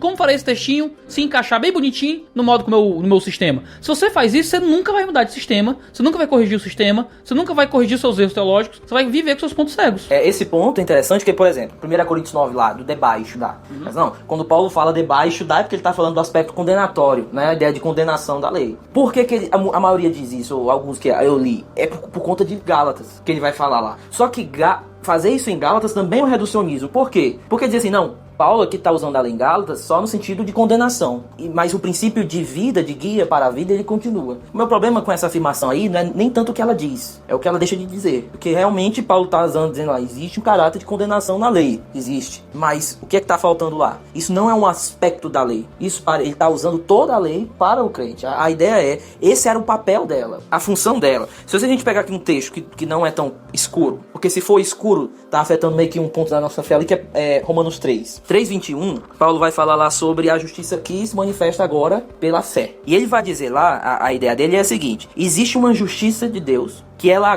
é manifesta a parte da lei. Só que ela também é confirmada pela lei e pelos profetas. A ideia ela se manifestou aqui, mas não significa que não tinha nada apontando para ela lá. Tinha algo apontando para ela lá. E quem é que estava apontando para ela? A lei e os profetas. Paulo, como é que a gente recebe os benefícios dessa justiça para nós? É através da obediência para a lei? Paulo continua lá nos versos assim, não. É através da fé na obra de Jesus Cristo. Ok, Paulo, a gente anula a lei? Agora, a pergunta lógica dele, aí vai dizer, não, nós o quê? Confirmamos, nós, ele usa uma palavrinha lá que eu esqueci agora, nós afirmamos ela. Agora, como é que nós afirmamos ela? Nós afirmamos ela na medida que nós olhamos para o que ela apontava, que é justamente para essa justiça agora. Essa é a ideia do texto. Que qual é o meu ponto? Que Paulo está usando lei lá no sentido de apontando sua temporalidade e a sua função indicadora de que algo ia chegar. A lei é o mapa, Jesus é o tesouro. Agora, ele está falando aqui a parte da lei, em geral. Aí eu não posso olhar aqui, não, aqui é na lei, em sentido, não, ele está dizendo, o que se manifestou foi a parte da lei, a lei apontava, e os benefícios que chegam até mim, agora, é justamente pela obra de Cristo na cruz. Aí a gente vai para Gálatas agora e pergunta, ok, qual é o padrão de santificação para o crente? Aí a gente vai cair mais uma vez naquela questão das polaridades em Paulo. É lei e espírito. Nós não estamos mais debaixo da lei, e a questão do andar no espírito, entendeu? Então eu entendo assim, tem que ter cuidado, porque a escritura ela não se contradiz, mas não significa que ela diz a mesma coisa em todo o texto. Os aspectos eles vão aumentando, e esses aspectos têm que ser observados dentro do próprio texto. Sim. Uau! Se fartaram do Velho Testamento, né? Eu tenho um livro chamado All Old Testament Laws Cancelled. Uau. Que é de um cara chamado Greg Gibson, né? Aí tem aqui uma tábua dos 10 mandamentos escrito cancelado. É um negócio meio maldito, assim, né? Um negócio meio muito ruim. É ofensivo. Mas é um livro que tá dentro de uma corrente teológica que tá ficando muito famosa, que é a New Covenant Theology, né? Que é a teologia da nova aliança, que é muito próximo até do Carson, em certo sentido, do Moore, que são novas correntes novos sistemas de pensamento, que são, de alguma forma, visões intermediárias, que tentam levar com seriedade essas visões a respeito da lei. Você pensa no Covenant True Theology, né? Do Kingdom True Theology, né? Você pensa na teologia da nova aliança, no New Covenant Theology, você pensa no Progressive Dispensacionalismo. São visões a respeito de um sistema bíblico que tentam fugir de meras polarizações entre dispensacionalismo e aliancismo e tal, esse negócio. Tentam ser mais maduros. Me parece que esse debate da lei é um debate muito sério, que a gente não tá levando a sério no nosso debate popular, no modo como a gente tem desenvolvido, por causa de subscrição confessional, por submissão eclesiástica, por senso de pertencimento e por um tipo de humildade que nos impede, às vezes, de ir além. Esse é um debate muito mais sério fora do Brasil. Aqui não. Aqui, se você bota essas coisas em xeque, você é taxado de herege, um dispensacionalista herege, uma pessoa que não faz mais parte do nosso grupo, não prega mais nas nossas conferências e coisas assim. Então, as pessoas têm muito medo de falar sobre esse tipo de assunto. Mas acaba que esse tipo de debate que a gente está fazendo aqui é uma coisa que não existe, certo? Eu tive interesse em trazer vocês para discutir sobre isso, e amigos meus presbiterianos falaram, por que você não faz um debate? Isso é muito injusto, é uma guerra assimétrica começar com um debate sobre isso, trazer um reformado e um cara não reformado, nesse sentido da lei, se não existe nem produção de conteúdo nessa área ainda? Talvez esse podcast seja o primeiro contato de muitas pessoas a uma visão mais descontínua da lei. Quando lá fora você tem Douglas Moo falando sobre isso, você tem Carson falando sobre isso, você tem o Vlar falando sobre isso, você tem 1 milhão de outros teóricos de peso tratando, você tem o John MacArthur falando há muito tempo sobre isso, né? E são coisas que não viram tradução para site reformado, não vira livro traduzido por grande editora, porque é o tipo de assunto que tá dado para quem conhece inglês, para quem conhece os debates teológicos que estão lá fora, que muitas vezes não chegam no Brasil. Cara, e esses materiais, eles têm uma robustez exegética muito legal. O pastor Rock estava falando com ele sobre Douglas Moo, e ele dizendo que, cara, o N.T. Wright, que é o cara da Nova Perspectiva, né? Elogiadíssimo pelo caso, que ele teve na Fiel, ele falou que era uma mente brilhante. Realmente ele é um cara que tem uma mente diferenciada. E o pastor disse que o N.T. Wright tinha dito, cara, o Douglas Moo é o cara que eu paro pra ouvir, né? É o cara que realmente, quando vai me criticar, ele me critica com peso. E o N.T. Wright foi criticado por muita gente de peso. O Piper, por exemplo. O Piper é um cara que muita gente vê como pastor, mas na verdade tem uma produção acadêmica, ele é monstro, né? A dissertação dele de doutorado, cara, puxa vida, ele tem material muito denso na Evangelical Theological Society, jornal, né? Então, esses caras responderam todos a ele, mas quem respondeu com mais dignidade, digamos assim, para o N.T. Wright foi o Douglas Moo. Você pega um cara como o Douglas Moo, ele é fantástico, cara. Ele é um cara que tem uma mentalidade exegética, assim, e o que eu acho que existe gente de peso, e quando eu digo peso, é peso no contexto exegético, porque assim, são exegetas. Esse é meu ponto, porque no debate teológico, cara, as implicações, o cara caminha, tem hora que o cara não sabe nem onde tá mais. De tanto tirar a implicação de uma verdade teológica. A partir daqui, Deus disse isso, a partir daqui eu vou dizer isso, e vai caminhando. E agora, esses caras, eles estão lutando com o contexto. E todos eles que eu acabei de citar têm essa visão de descontinuidade da lei que a gente tá colocando aqui, né? O que é interessante quando a gente diz assim que o cara ele tem uma ideia exegética ali, a preocupação dele da exegese, é que quando ele olha que uma outra vertente, por exemplo, ela possui alguma coisa boa, ele não vai ter problema ali. O que me dá a entender é que é mais fácil ele olhar para aquilo ali e dizer, isso aqui tá aparecendo lá. Então, por exemplo, você tem essas novas correntes que têm surgido agora, você percebe que elas estão meio que olhando assim pra uma perspectiva, olha, que tem um problema lá. Agora, olha, esse aqui é bom lá, eu vou pegar aqui. Não é só assim, eu vou pegar só o que é bom, é porque o que dá a entender é que no texto, a exegese do texto, ela saiu aqui, a ideia da cama lá, da mitologia. Ela sai um pouquinho, eu não vou agora pegar e quebrar tudo aqui, porque a Bíblia é a minha cama. O sistema é que tem que ser quebrado ou mudado na medida do possível, né? Você vê, por exemplo... E aí eu vejo um ponto, assim, como é que eu vou lidar? Você deu exemplo de textos, assim, do tecido, né? O que mais você falou de comer carne com... Que da vida pessoal, mas não estaria categorizado como lei, né? Então, eu creio assim, cara. Eu gosto muito do John Frame, eu gosto muito dele. E a abordagem dele é interessante. Ele vai dizer o seguinte: você vai ler do Antigo Testamento, vai procurar entender o que aquela lei estava dizendo lá, partindo do pressuposto de descontinuidade. Então, eu não vou poder seguir a lei na risca como lei, né? Mas qual é a ideia, então, da barba? E muitas vezes é uma frustração da gente que é exegeta, porque não tem explicação, velho. As leis dietéticas, não, tem lei pra fazer o bem, pra você não passar mal e tudo mais. Poxa, mas a gente sabe que muitas... A explicação pra isso do texto não é essa. Deus tá dizendo assim, eu tô fazendo isso aqui pra você ficar, se sentir bem e tudo mais. Não é essa a ideia. Então, o que eu vejo é que a grande luta da gente, poxa, então, vamos lá, resumindo. Como é que eu vou olhar pro Antigo Testamento? Eu não vou olhar seguindo as leis como lei, eu não sigo assim. Então, eu olho aquela lei, como Paulo fez, por exemplo, no caso da lei dos pais lá, né? Acho que é o 5º mandamento, né? Ele vai pegar e aplicar pra terra como um todo e ele faz uma aplicação, ele não faz uma interpretação. Então, eu vou pegar aquela lei, eu vou ter que entender o que aquela lei tá dizendo no Antigo Testamento, qual era o impacto, qual o significado, e então eu trago a aplicação pra cá. Nesse sentido, ela se torna útil. A palavra de Paulo lá, né? Toda a palavra de Deus é útil. Só que nesse processo, você vai realmente aprender muita coisa, tirar muito ensinamento, mas do corta a barba, entendeu? A base bíblica para um rosto limpo, né? Então, cara, é complicado você vai poder fazer isso, vai conseguir em alguns momentos, vai conseguir, por exemplo, você pega a lei do sacrifício e diz assim, poxa, cara, o valor da minha aproximação a Deus envolve morte de um inocente, né? Ninguém pode se aproximar de Deus de qualquer maneira. Então você tira muitas aplicações daquele ensinamento, já partindo aqui da ideia de que nós não tomamos a lei no gênero lei do Antigo Testamento. Mas muitas das vezes a gente vai ficar meio que boiando mesmo, assim, em alguns casos, algumas leis, porque não podia cozinhar o animal lá no leite, necessariamente. É complicado e você vai ver os comentários de Levítico, é mais especulação do que qualquer outra coisa.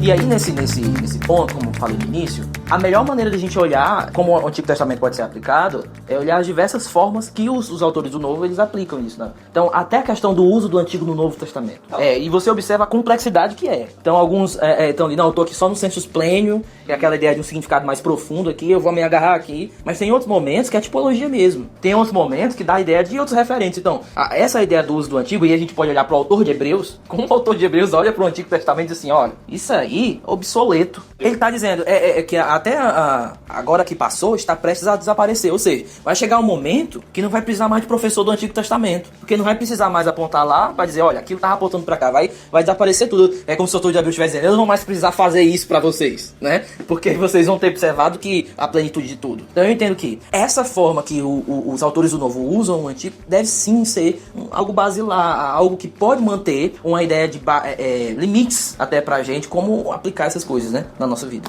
Uma segunda coisa é qual é o domínio das coisas que nós estamos trabalhando. Deixa eu dar um exemplo. Quando eu pergunto qual é a aplicação disso pra minha vida, eu estou indo além da exegese, eu estou indo além da teologia bíblica, eu estou entrando no campo da teologia sistemática e eu estou chegando agora num outro campo da teologia pastoral ou prática, vamos colocar assim. Então qual é a ideia? A ideia é que quando eu chego num texto, já com a preocupação última de perguntar qual é a relevância disso pra minha vida, eu posso perder completamente a ideia do horizonte do outro. Aquilo passa a não ser mais um diálogo, mais um monólogo de mim pra mim mesmo. Eu não chego lá, porque o horizonte da expectativa é justamente esse. Eu vou chegar lá na expectativa de que ou meu horizonte é expandido, ou meu horizonte é frustrado. Mas vai acontecer alguma coisa com ele. Então, essa ideia, eu preciso entender qual é o domínio das coisas que eu tô trabalhando. Se eu chego num texto querendo provar um ponto de Tomás de Aquino, da tripartição da lei lá, eu vou agora estar violando muitas coisas ali. Agora, é claro que essa ideia de teologia exegética, teologia pastoral e tal, ela não é bem uma linha, ela é como se fosse um ciclo também. Há uma interação entre as outras, ainda que eu procure uma certa prioridade na exegética. Mas o meu ponto é que quando a gente pergunta como é que isso vai servir pra gente hoje, a gente tem que ter esse cuidado pra não pular ou então deixar de fora outras áreas do conhecimento teológico, que sem elas vai ficar mais complicado de você dizer isso é pra hoje e isso não é pra hoje. Eu acho que falta, eu sei que a gente tá desviando um pouco aqui o assunto, mas tá ligado, falta essa pegada exegética da galera, falta texto, falta o cara abrir o texto, trabalhar o texto. É muita teologia, nesse sentido de é muito conceito teológico e o cara não avalia o conceito teológico dele, que você falou agora. Eu vou ler o texto, o que o texto diz pra mim? O cara já tá dizendo o que o texto tem que fazer. Então ele não deixa ser guiado, ele nem a forma dele fazer teologia não é orientada pela palavra. Ele já chega com um modelo estabelecido de como se deve fazer teologia. Ele não vê a Bíblia dizendo assim, não, faz teologia assim, ó, dessa maneira, dessa forma que se faz teologia. Uma coisa interessante é Sherlock Holmes, por exemplo, né? Porque tem aquela interação entre o que é uma dedução, o que é uma intuição e o que seria uma abdução. A ideia de que esse algo intuitivo que eu vou juntando ali as evidências uma a uma, a ideia a dedutiva que eu já chego olhando ali, eu vou deduzir o que é. Mas essa ideia de abdução eu junto as evidências e eu vou tentando deduzir o que já é. Mas eu sei que a minha dedução pode mudar se chegar outras evidências no meio. Então Sherlock Holmes está ali, ele está investigando, pode ter sido isso. Mas se chega uma, muda tudo do que ele viu. Isso é esperado já de que alguma coisa, se chegar alguma coisa nova, aquilo vai mudar a minha ideia. Então eu tenho que ter cuidado nisso, porque quando eu tô lendo ali o texto, eu posso dizer assim, não, a minha lógica interna faz sentido. Mas por quê? Porque eu estou colocando dentro da minha lógica interna e eu não tô percebendo que pode chegar outra coisa e eu vou ter que olhar pro que eu vi anteriormente de uma outra forma. E o medo é justamente olhar pro que eu vi de outra forma. Rapaz, eu já li aquilo, será que eu vou olhar totalmente diferente? Sim, se chegar alguma evidência a mais. Essa é a ideia. Voltando um pouco mais à ideia da lei, né? Um tópico que me chama a atenção também é a relação da lei e o amor. Porque quando você vê, por exemplo, passagens da Bíblia envolvendo o sábado, por exemplo, por que eles não sabiam lidar com o sábado? Porque parece que a lei não somente aponta para o amor, mas o amor também é uma chave de leitura da própria lei. Por isso que eles estão... o jumento caía lá no buraco, lá o cara ia atrás. Mas se fosse uma pessoa doente, não podia curar. Então qual o problema desse cara? Tem uma chave para eu encarar o sábado. Então o amor, ele não é somente eu não sei só o que é amor além da lei. Tem essa parada também, né? Assim, eu sei o que é amar se eu ler a lei. Só que eu posso ler a lei sem amor, né? Eu posso ser um legalista, eu posso fazer tudo direitinho sem a postura amorosa. O amor, ele também não somente é aquilo que para onde a lei aponta, mas também ele é uma chave para poder entender e aplicar a própria lei. Gálatas fala isso, né? Aquela ideia de que amar um outro, você cumpriu a lei. Alguém diz assim, tá vendo? Você fez a lei. A lei, a gente tem que ter cuidado que é o cumprir a lei. E quando está num ponto lá de histórico salvífico, essa questão, qual é a função da lei dentro desse fator histórico, ele diz assim, olha, quando vocês fazem isso, então vocês cumpriram nesse sentido profético, né? Finalmente vocês chegaram ao ponto que ela estava apontando. E não necessariamente vocês estão fazendo ela. Esse é um ponto importante. A gente tenta obedecer, Jesus cumpriu. E a gente, ao obedecer, cumpre no sentido de que não é obediência, mas é a ideia do próprio amor sendo visto ali como apontado na lei. É a questão profética. Uau! Se fartaram do Velho Testamento, né? Uma coisa que dizem muito é, mas a lei de Deus muda, a lei não é a expressão do caráter de Deus? Como é que essa visão da lei acaba afetando esse tipo de coisa, né? Tem uma coisa que sempre me chocou muito no seminário, foi quando o professor mostrou pra mim leis dietéticas. Adão e Eva comiam só folhas. Era a lei de Deus para Adão e Eva. Aí Adão e Eva caem e continuam comendo só folhas, pelo que eu percebo. Você vai comer pelo quê? Pelo suor do rosto em arar a terra. Então a alimentação estava relacionada a arar a terra. Continuavam sendo vegetarianos, veganos, sei lá. Veganos, bem vegan, né? Adão e Eva vegan mesmo depois da queda. Devemos ser veganos também? Não. Aí você tem Noé e pode comer tudo menos sangue. Então liberou geral, não pode comer sangue, com Noé. Aí chega na lei de Moisés, aí dá a restrição muito louca. Apenas animais puros, os impuros não. O puro é aquele que ronrona e tem um casco fendido e não pode comer sangue também. Foi, Moisés. Aí chega em Jesus, aí liberou geral, pode comer sangue, pode comer tudo, pode comer, claro que isso é um pouco debatido, mas você tem a lei de Deus aí, a norma de Deus, o mandamento de Deus, mudando profundamente, não é? Podia uma coisa, depois pode outra, depois pode outra, depois pode outra, umas 4 vezes, umas 5 vezes. Aí você pergunta, mas a lei não é manifestação do caráter de Deus? Qual dessas é a manifestação do caráter de Deus, não é? Mas a ideia é que você não pode olhar só para o aspecto transcendente e não olhar para o aspecto imanente. Toda lei é uma manifestação do caráter de Deus, mas em referência a algo e alguém. É a referência do caráter de Deus ao seu povo, do caráter de Deus a um povo específico, num tempo específico, num período específico. O Antigo Testamento é caráter de Deus, assim como o Novo Testamento também é. Por isso talvez seja mais maduro pensar na lei como uma manifestação da sabedoria de Deus. O nosso querido Diego Ramos é quem tem falado muito sobre isso, ele falou comigo sobre isso, é um assunto muito legal, de que a lei seria melhor entendida como uma sabedoria de Deus aplicada ao seu povo. Eu penso que é o seguinte, eu não posso dizer de forma simples, né? A lei é a manifestação do caráter de Deus. É porque senão o texto não é uma expressão bíblica teológica, né, da escritura. Agora, ela de alguma forma aponta, às vezes de forma direta e às vezes de forma indireta para o caráter dele, né? Aquilo que a gente estava falando, os sacrifícios, por exemplo, apontam para essa ideia de que ele é santo, por exemplo, né? De que não se pode aproximar-se de Deus de qualquer maneira. Então, isso não é de forma direta. Talvez essas duas palavras ajudem a gente a fazer essa relação entre o caráter de Deus e a lei de Deus. Agora, o problema é que a galera iguala, cara. Aí vem o ponto. Iguala a lei de Deus com a lei de Moisés. Tá entendendo? Pra mim, lei de Moisés é a lei, é o documento do pacto com Israel, né? E a lei eterna de Deus é a lei de Cristo, que é simplificada no amor. Agora outra coisa, talvez a gente possa pensar até em casos em que a lei vai contra o caráter de Deus. É o divórcio. A lei do divórcio no Novo Testamento, a cláusula de exceção, é Deus indo contra o próprio caráter por causa do pecado do povo. E ele diz, olha, pode divorciar só em caso de adultério, mas no princípio não era assim, e Deus só faz isso por causa da dureza do coração de vocês. Então Deus odeia o divórcio, mas Deus permite o divórcio. É uma coisa que ele não gosta, mas que ele permite na sua lei. Então, o divórcio ele acaba quebrando, fazendo dessa ideia, a lei expressa o caráter de Deus como digamos, ele não pode ser uma chave interpretativa para as leis. Tipo, eu vou procurar sempre o caráter de Deus na lei aqui, que você vai encontrar. O divórcio vai dizer para você, não, você não vai encontrar meu caráter aí. Você vai encontrar, na verdade, o mau caratismo do homem na lei, entendeu? Então, acaba que a declaração não pode ser aforística, não pode ser assim, né? A lei realmente expressa o caráter de Deus. Eu penso que expressa... Porque é o caráter de Deus em contato com a natureza pecaminosa do ser humano. Agora, a lei de Cristo, eu penso que sim. Eu acho que um ponto interessante é, o Antigo Testamento não é a lei mosaica. E outra, nem toda a instrução de Deus, em todo o Antigo Testamento, se resume à lei mosaica nesse sentido. Porque eu tenho provérbios lá. Então, você pode dizer assim, não, mas provérbios tem base na lei de mosaica. Eu não tenho problema disso. Mas tem muitos provérbios ali que faz parte de uma sabedoria, além da lei mosaica. E alguns pontos, assim, que ele vai dizer assim, olha, o caminho mais provável é aquele ali. Por sabedoria, por ver como Deus trabalha no pacto, é mais provável que esse caminho aqui seja o melhor, tá? Ainda que isso não seja uma lei. Ensina o teu filho que deve andar, e ele, quando crescer, não vai desviar dele. Isso não é a lei, mas qual é o princípio? Qual é o caminho mais provável para que ele, quando cresça, não se desvie? Alguns apontam para a tradução, e talvez esse exemplo que eu dei não seja o melhor sobre essa questão da tradução. Mas existem outros que, em relação à riqueza e à pobreza, que se você for seguir, você vai dizer assim, você quer dizer que se eu andar por aqui vai ser assim? Alguns vão dizer, não, porque aqui está relacionado à lei mosaica, mas não tem na lei mosaica. A questão ali é um princípio mais provável. Então, quando a gente olha para essa ideia de ensino, eu estava lendo uma dissertação esses dias de um cara que ele analisa o Senhor como pedagogo no Antigo Testamento. Como Deus, ele se coloca aquele que ensina e o que requer. Uma boa dissertação, algumas dificuldades, mas o ponto dele é que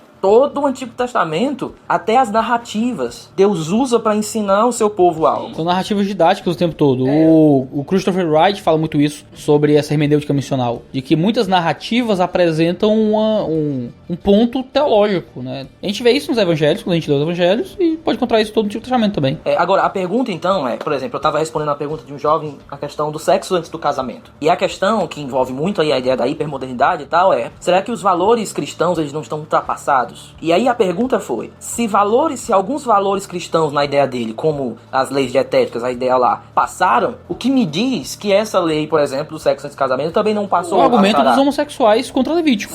Sim, essa é a ideia. Então, a questão a pergunta não é se sexo antes do casamento é errado. A pergunta é o que é errado. Ou seja, eu estou invadindo um campo aqui da ética, estou relacionando ela com a teologia, perguntando antes de tudo, qual é o nosso padrão de moral? Nosso padrão moral é Deus. Ou seja, eu estou aqui analisando princípios que eu olho da Bíblia para mim hoje. Então é Deus. O que Deus fala, esse princípio moral, Deus me deu regras, Ele é o Criador. Agora, como é que eu sei que isso é errado? Como é que eu sei que isso não passou? Por conta eu encontro Cristo falando justamente, fazendo uma junção de dois textos no Antigo Testamento que são separados, e se unirá ao seu pai. Ele fez homem e mulher e tal, ele une aquilo com Gênesis 1 e Gênesis 2. Ele tá olhando para aquilo dizendo assim, isso continua. Há essa afirmação, entendeu? Aí alguns podem perguntar, ok, mas Jesus não diz que é errado ou diz a questão da bestialidade. E aí? Agora vamos fazer porque tá liberado? Não. Porque o princípio da lei, ela apontava justamente pro amor. E o amor, ele faz com que eu olhe para essas coisas e diga, não, isso tá errado. Isso vai contra o Criador, isso vai contra a natureza que ele estabeleceu. Por quê? Porque a lei, ela aponta para isso. Então, à medida que eu olho para a lei hoje, eu olho com essas lentes. Alguns não gostam disso, que vão dizer, então a lei de Cristo é o amor, e isso é muito geral, e isso é muito sei o que e tal. Não tô equiparando as duas coisas. Eu tô dizendo, quando eu olho para o antigo e vejo como os autores aplicam, eles estão olhando sempre dizendo, olha, existe um padrão de benefício ao próximo, que é uma expressão do amor que a lei própria apontava. E agora chegou ao seu ápice. Não mais com base, o novo mandamento vos dou, não mais com base no amor geral. Mas qual é o novo mandamento? Amar uns aos outros. Com base em que amor? Da cruz de Cristo. A cruz de Cristo passa a ser essa base lá. Então, meu ponto é, aqui quando a gente invade ética, é errado o sexo e casamento? Sim. Por quê? Porque, antes de tudo, nós temos uma moral. Essa moral é estabelecida em Deus. Eu não estou fazendo uma relação direta com a lei mosaica. Eu estou fazendo uma relação direta com Deus, antes de tudo. E aí, como acontece essa expressão na revelação de Deus, que é como eu posso conhecê-lo, daí eu posso tirar as implicações eternas para a minha vida, na medida que eu olho o contexto canônico, e não necessariamente por uma parte só. Uau! Se fartaram do Velho Testamento, né? Acho que vale a pergunta, o que é a lei de Cristo, né? Sim, a lei de Cristo é o Antigo Testamento mais alguma coisa? 1 Coríntios 9 vai dizer, né? Eu não estou sob a lei de Moisés, não, mas não quer dizer que eu não estou sob lei nenhuma, estou sob a lei de Cristo, né? A visão mais comum que eu tenho ouvido são os ensinamentos dos apóstolos, ensinamentos e exemplo de vida dos apóstolos de Jesus Cristo. Tem sido isso, ou seja, o Novo Testamento. Basicamente seria essa a ideia, ou seja, algumas leis do Antigo Testamento são ratificadas no Novo Testamento, e então, nessa perspectiva, você entende o seguinte, foi tudo anulado, não vou usar a palavra anulado não, porque vai dar confusão no tamanho do mundo, né? A lei de Moisés, vou usar a linguagem paulina, a lei de Moisés veio até Jesus, então agora, a partir de Jesus, eu vou ver o que Jesus ratifica, repete ou não, ou traz de novo no Novo Testamento. Seria essa a ideia. Agora, é interessante porque você vê os autores do Novo Testamento com essa consciência, né? Paulo vai dizer, o que eu vos escrevo é mandamento de Deus. Ele tem essa consciência que ele está escrevendo, realmente tem um peso. O cara chama aquilo que está escrevendo de mandamento, né? Uma palavra, tem um peso muito grande. Eu já olho para a lei de Cristo, não só como aquilo que ele falou, aquilo que foi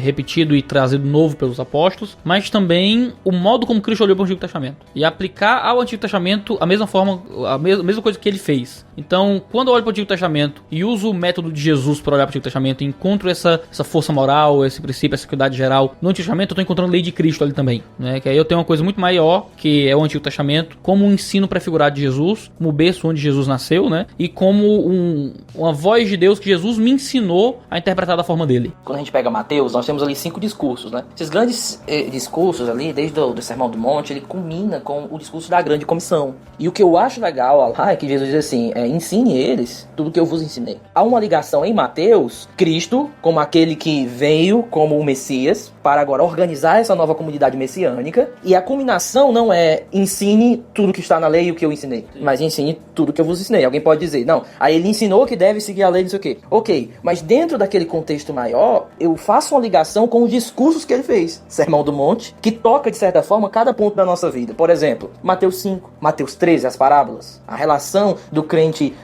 nesse período entre vindas de Cristo, ali. A questão do sermão escatológico. a questão do casamento, a questão da disciplina eclesiástica. Então essa ideia parece que Mateus está nos levando a dizer tudo que eu vos ensinei, são justamente esses 5 discursos que eu organizei. E aí é claro que tem as suas implicações. Então essa ideia de que a lei de Cristo, eu tendo ela também, Cristo falou, como ele olhou para trás, mas também uma ligação com o discipulado. De forma que Cristo passa a ser um certo modelo. Às vezes a gente tem medo de dizer que Cristo pode ser o nosso modelo. Não, Cristo é inalcançável. Não, a humildade de Cristo, o serviço de Cristo, a gente nunca chega lá. Mas Paulo usa Cristo como exemplo. E diz assim, siga. Pedro também. Pedro usa, olha, ele deixou o exemplo para que a gente siga. Agora, siga quem? Cristo. Agora, o que é se seguir a Cristo, né? Eu acho que essa ideia do emulatio, aquela ideia de fazer o que ele fez, de seguir os seus exemplos. Pedro fala até dos seus passos dele. Né? Então não é a ideia dos seus... Dos seus passos que faria Jesus. É, tal. É nos passos de Jesus o que faria eu. A ideia é que existe uma relação entre ética e escatologia. Cara, perfeito isso aí, velho. Perfeito. Rapidinho, pra terminar isso aqui. Tô lendo 2 de Pedro, né? Sim. Então, há uma relação direta. Quando você deixa a visão escatológica, a sua moral pode ser negociada. Você começa a negociar. E você vê o contato, ele trabalha com a licenciosidade, como o Judas também trabalha, e ele vincula isso. Alguns estão dizendo aí, ele não veio ainda, né? Ele vai dizer que pra Deus um dia como mil. Já viu, a galera tava caçoando mesmo, dizendo assim, cadê? Ele chegou ainda. Essa falta de escatologia justificava um comportamento, digamos assim, uma moral, né?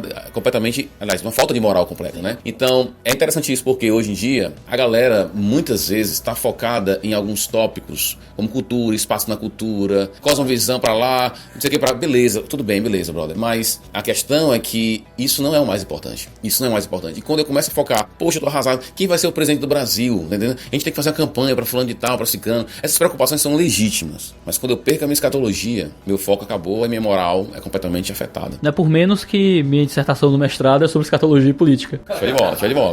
Uau, se fartaram do Velho Testamento, né?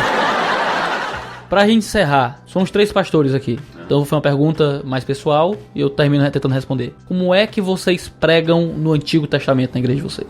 Olha, eu vou dar um exemplo aqui. Eu preguei algumas vezes no Antigo Testamento. Eu preguei todo o Antigo Testamento na minha igreja assim, cada domingo um livro. Mas antes de ler, eu li 1 Coríntios 10. Quando Paulo vai usar a incredulidade do povo de Israel como um tipo, é a palavra que ele usa lá, né? É um tipo para o povo de Deus. A minha perspectiva é a seguinte: quando Paulo, o autor de Hebreus, Judas, 2 de Pedro, compara o fracasso do povo de Israel apontando pra gente, ele não está querendo dizer, vocês podem cometer a mesma coisa. Ele está querendo dizer, olha o que eles fizeram, vocês são o verdadeiro povo de Deus. Então não é assim, não é para vocês agirem assim, ok? Não é assim, se eles agiram assim, certamente nós podemos agir da mesma maneira. Eu não acho que é essa a ideia. Então, indo com essa, vou colocar assim, essa chave interpretativa que Paulo me dá, que eu acredito que ele me autoriza a fazer isso, eu estou dizendo o seguinte: quando eu leio os fracassos do povo de Israel no Testamento, eu não digo assim, tá vendo aí, mesma coisa pode acontecer com vocês. É o contrário, eu tenho que olhar para aquilo ali e dizer assim, eu não vou fazer isso aí, cara. Eu faço parte do verdadeiro povo de Deus. Porque na nova aliança, ninguém diz um pro outro, você conhece a Deus? Todo mundo conhece a Deus. Mas na antiga aliança, a turma não conhecia Deus não, cara. Na nova aliança, todo mundo conhece a Deus. Então, quando eu ia pro Antigo Testamento, antes de ir pro Antigo, eu fui para Paulo, peguei essa declaração paulina e esse modelo, né, de Judas, 2 de Pedro, Paulo, Hebreus, onde eles usam o Antigo Testamento, o mau exemplo do Antigo Testamento, para dizer, vocês não são assim. É como lá em Hebreus capítulo 3. O pessoal usa Hebreus capítulo 3, o povo de Israel caiu no deserto, tá vendo? Pode acontecer com a gente. O autor de Hebreus está dizendo exatamente o contrário, está dizendo o seguinte, cara, nós somos de Jesus, eles estavam sob Moisés, nós somos sob Jesus, nós não podemos cair, entendeu? A gente não pode agir daquela maneira. A gente é verdadeiro povo de Deus. Então eu faço esse esquema aí, na minha igreja. Eu procuro fazer pontos de contatos, assim, mais claros entre o Antigo e o Novo Testamento. Por exemplo, falar sobre sofrimento, eu tento fazer uma relação logo do sofrimento dentro da Nova Aliança, nesse esquema como o pastor Romulo colocou. Então, por exemplo, a gente quando vai ler Isaías fala muito da esperança e tudo, mas se a gente não vincular direito essa esperança para com o povo de Deus dentro da Nova Aliança, a gente perde o ponto justamente do contexto canônico, da ideia geral. Então, por exemplo, eu entendo que 1 de Pedro, quando ele usa a palavra esperança, ele usa a palavra só 4 vezes, esperança. Só que não significa que ele usa o conceito de esperança somente 4 vezes. Porque a gente não pode fazer uma ligação entre conceito e palavra. Eu posso falar um conceito para você sem mesmo usar a palavra, o conceito tá lá. Ele usa várias vezes o conceito. Todas as vezes que ele usa o conceito de esperança, ele liga isso com Isaías. Ou numa alusão, ou numa citação direta. Agora, qual é o ponto? A esperança em Isaías era de alguém que estava esperando algo, justamente essa ideia apontando para o Messias. Já a esperança dentro da Nova Aliança, parece que o ponto que ele está colocando lá, não é de que alguém está esperando o Messias ou algo assim, é a segurança de alguém que já foi alcançado naquela coisa que os profetas ansiaram saber o tempo, que os anjos ansiaram para escutar. Então, eu acho que quando você faz essa relação, por exemplo, o sofrimento de Jó, ali é muito instrutivo. A ideia como ele perseverou, a ideia como ele sofreu, chorou, ele ouve a ideia do lamento, aquela ideia fala muito de quem eu sou diante de Deus, como eu posso me relacionar diante de Deus, a ideia do que pode acontecer comigo, a ideia da fragilidade da minha vida, a ideia de quem eu sou. Essas questões ontológicas também tocam, mas eu sempre tenho que relacionar o quê? Esse sofrimento lá de Jó com o sofrimento agora dentro da nova aliança. O maligno não nos toca, lá João fala. Então há uma relação desse sofrimento. Então, sempre você fazer esses pontos de contato é saudável. Essa consciência histórica. Isso, você tem uma consciência histórica. Eu tô ali, eu posso falar do caráter de Deus, eu posso falar como Deus ele se relaciona com o seu povo e como ele deseja isso, a paciência de Deus ao seu povo, mas eu nunca posso perder essa consciência histórica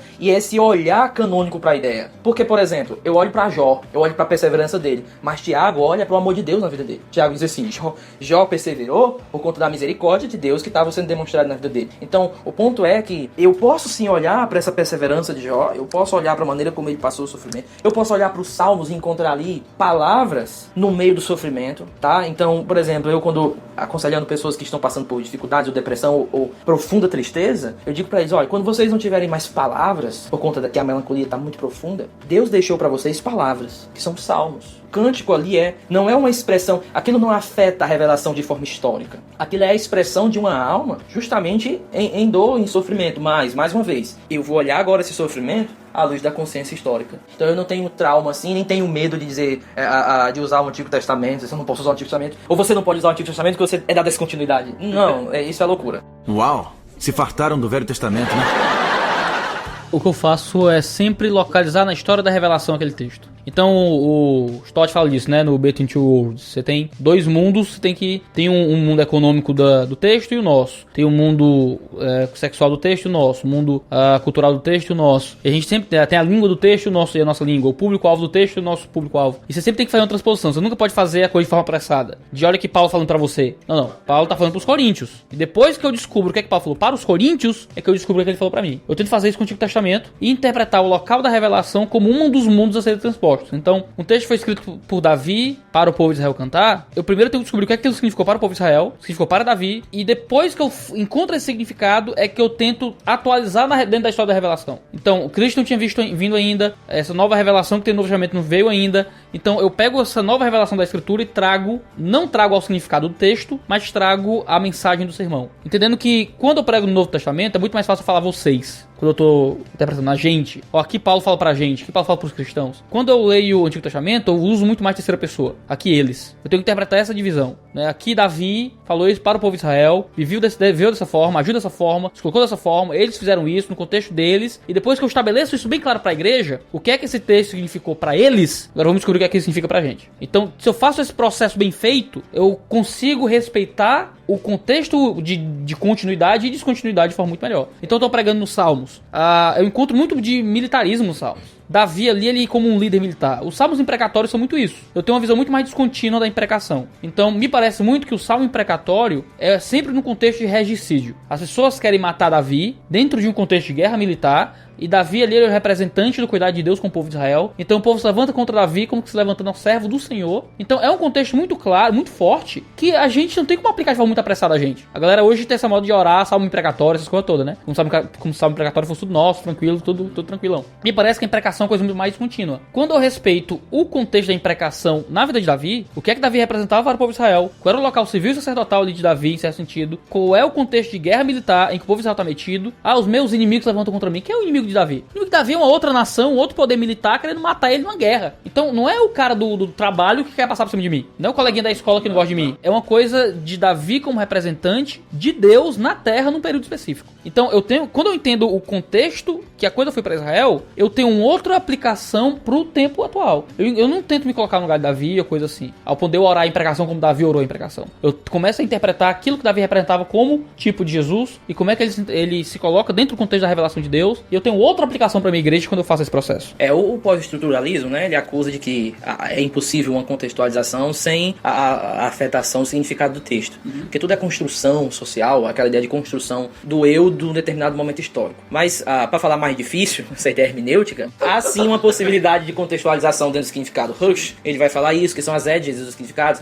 essa ideia de que eu tenho o núcleo central, mas aquilo que o Wittgenstein ele vai falar, que é essa ideia de que o significado ele é tão complexo que ele possui algumas edges, alguns pontos que é difícil você perceber o que é significado e o que passou significado, mas existe ali. Aonde é que mora a aplicação? Ou melhor, a implicação. Isso não são vários significados que eu tenho um significado e essas edges aqui é onde aquele momento das implicações que vão sair naquele significado, né? Então, muito obrigado por ter nos ouvido até aqui, muito obrigado pela participação de vocês, pastor Rômulo, pastor Guilherme, e muito obrigado por você que acompanhou mais um podcast aqui no 2 Dedos de Teologia. Valeu! Valeu, galera. Valeu, pessoal. Tchau, tchau.